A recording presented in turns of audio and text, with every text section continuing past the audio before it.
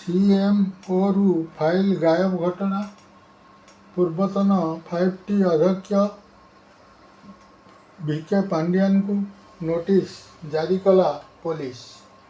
मुख्यमंत्री कार्यालय गुरुत्वपूर्ण फाइल गायब होगा घटनार तदंत आहुरी त्वरान्वित करिछि कैपिटल थाना पुलिस। पूर्वतन 5T अध्यक्ष VK पांड्यान को पुलिस पक्षरु नोटिस जारी करा जाइछि।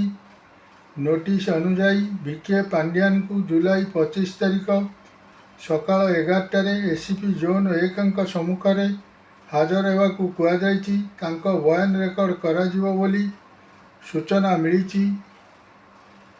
या पूर्वरु कैपिटल थाना पक्षरु 2 जण पूर्वतन वरिष्ठ अधिकारी को मध्य नोटिस जारी करा जायतिला। पूर्वतन आईटी सचिव मनोज मिश्र पुलिस सम्मुखें हाजर होइतिया बेले पूर्वतन आईएएस अधिकारी राजेश वर्मा निर्धारित समय हाजर होई नथिबा जणा पड़िछि।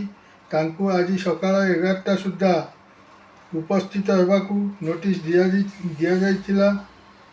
सूचना अनुसार स्वामी लक्षणानंद सरस्वती हत्या मामला और सम हॉस्पिटल अग्निकांड घटनार तदंत कमिशन का रिपोर्ट वर्तमान मिलू नथिबारु एही मामला रे थाना रे एतला दाखल करा जायछि। प्राथमिक तदंतरु एही फाइल गुड़िक मुख्यमंत्री कार्यालय गायब होइतिबा अभियोग उठिछि।